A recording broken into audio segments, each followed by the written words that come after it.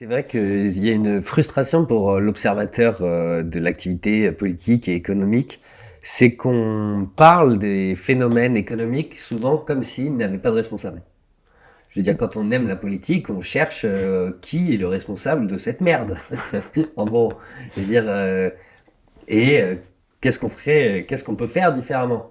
Et les phénomènes économiques sont, tu utilises le mot plusieurs fois dans ton livre, naturalisés. Donc, il y a une crise financière. Alors, les subprimes, ok, on a parlé un peu des subprimes, mais on évoque peu le fait qu'il y ait des acteurs qui prennent des décisions derrière, qui conduisent à des situations. Ouais. En quoi, est-ce que tu arriverais à nous expliquer en quoi les pénuries peuvent servir les acteurs économiques exactement? À part faire monter les prix. Oui, bien sûr, oui. Et je vais d'abord rebondir sur ce que tu as dit et qui me semble très juste, c'est-à-dire que il y a effectivement l'impression que ce système échappe à tout le monde, qu'il n'y a pas vraiment de gagnant, pas vraiment de perdant. Et ça, c'est quelque chose qui a été théorisé au niveau économique. Et là, je renvoie au livre de quelqu'un que tu as interviewé, qui s'appelle David Kayla, et qui a beaucoup écrit sur Salut David. qui a beaucoup écrit sur la concurrence néoclassique et les mythes autour de la concurrence néoclassique. Qu'est-ce que c'est qu'une situation de concurrence, si on en croit les théories économiques dominantes? C'est une situation dans laquelle il n'y a pas de pouvoir de marché. Ça veut dire quoi? Ça veut dire qu'aucune entreprise, aucun agent n'est en capacité de fixer les prix. Il subit les prix. C'est un price taker, c'est pas un price maker. Voilà. Ça, c'est la base des modèles néoclassiques. Et ça a forcément un impact sur le discours médiatique, selon lequel la crise, la situation économique échappe à tout le monde. Il n'y a pas de gagnant, pas de perdant. Il n'y a pas d'acteurs, il n'y a pas de gens qui pâtissent. Il y a simplement un système et des agents passifs. C'est faux, bien sûr. Et l'intérêt de Veblen, c'est qu'il s'intéresse à cette fraction du capitalisme qui a un pouvoir de marché, à l'évidence. Qui a un pouvoir de marché et qui donc est libre dans, bien sûr, certaines limites, de fixer les prix pour faire des profits. En quoi est-ce que la pénurie, ta question c'était, sert les dominants, si je comprends bien. Donc bon, la réponse la plus... disons que si on s'intéresse à secteur par secteur, la réponse la plus évidente et la plus simple, c'est que pénurie réelle ou perçue. Et ça me semble fondamental. Toutes les pénuries ne sont pas réelles, mènent à une hausse des prix. Je dis bien réel ou perçu parce qu'il y a un certain nombre d'épisodes très troublants, mais qui sont en fait très fréquents, dans lesquels il y a une impression de pénurie. Il y a une perception de pénurie qui mène à une hausse des prix. C'est quelque chose qu'on voit un peu après le choc de 73. Au début du choc pétrolier de 73, la production diminue, donc les prix augmentent. C'est très bien, c'est rationnel. Juste après, les multinationales se rendent compte qu'elles peuvent accroître la production tout en gardant des prix très élevés. Il n'y a plus de pénurie de pétrole. Il n'y en a jamais vraiment eu, pourtant les prix augmentent. Mais les gens ont l'impression qu'il y a cette pénurie, donc il n'y a pas de volonté politique suffisante pour s'en prendre aux multinationales. Voilà. Donc je pense que la pénurie, bon, lorsqu'elle est réelle, elle mène à une hausse des prix, ok. Lorsqu'elle est perçue, donc lorsqu'elle est artificielle et simplement dans les esprits, en fait elle sert de justification pour le maintien de prix élevés. Et c'est la raison pour laquelle, je fais une incise avant de répondre plus avant à ta question, c'est la raison pour laquelle, je l'ai peut-être pas assez précisé au début, en 1973, les multinationales du pétrole se mettent à soutenir un ingénieur géologue membre du Club de Rome, qui s'appelle King Herbert, et qui avait prophétisé l'extinction prochaine du pétrole conventionnel et non conventionnel. Quelqu'un qui avait été moqué, ridiculisé, calomnié, parce qu'il disait « le pétrole n'est pas abondant, il est rare ». Au début, les multinationales américaines l'ignorent, et le calomnient, parce qu'elles ont intérêt à justifier leur existence. Et pour justifier leur existence, il faut dire que le pétrole a de l'avenir.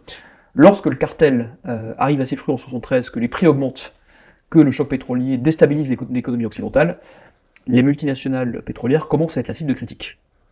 Et donc, qu'est-ce qu'elles font pour naturaliser cette situation de pénurie et se mettre à l'abri des critiques? Elles disent, cet ingénieur a raison, le pétrole est rare. Et les prix élevés sont la conséquence de cette raréfaction. Donc je détaille ça dans mon livre, je ne m'étends pas plus avant. Donc voilà, secteur par secteur, disons que la pénurie réelle ou perçue permet de mener à une hausse des prix ou de justifier une hausse des prix. Plus fondamentalement peut-être,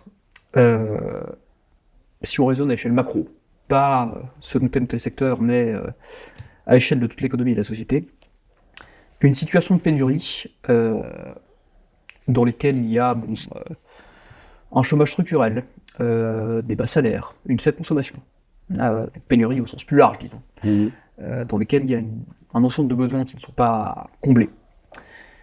Ça sert le capital, pour le dire vite. Le capitalisme n'est pas un régime viable en période de croissance élevée, de plein emploi, de hausse de salaire. Pourquoi ? Parce que on a connu des périodes comme ça pendant l'histoire. Je mentionne très rapidement dans mon livre la situation historique au sortir de la Première Guerre mondiale. Qu'est-ce qui se passe ? Les mouvements socialistes sont en émergence partout en Europe. Il y a des grèves massives.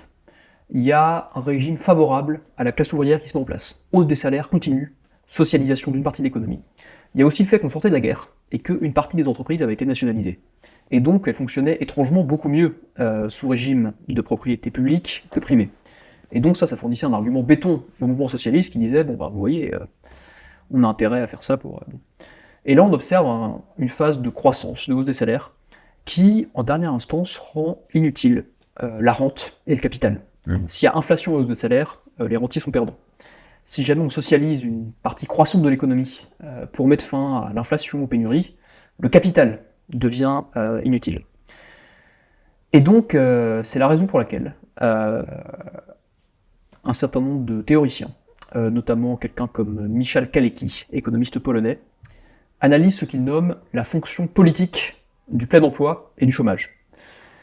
Et la conclusion de ces travaux, c'est que la classe dominante n'a pas intérêt au plein emploi. Elle n'a pas intérêt à un capitalisme d'abondance, où la consommation serait exponentielle, où les besoins des agents seraient comblés de manière croissante. Et cet économiste, il s'intéresse à ce qui se passe donc une décennie plus tard, à l'époque, juste après la crise de 29, mandat Roosevelt aux États-Unis, Front populaire en France, au fait que ces gouvernements se mettent à faire des politiques de relance qui consistent essentiellement à injecter de l'argent public, pour aller vite, dans l'économie, au profit des capitalistes. Parce que le New Deal, c'est quand même ça au début, c'est de l'argent public donné aux grandes fortunes pour remettre en marche la machine. Avec un raisonnement keynésien, ça fait sens. Les grandes fortunes acceptent l'argent et se mettent à investir et compagnie. Sauf que ce que Kalecki observe, c'est qu'étonnamment, les grandes fortunes n'acceptent pas ça.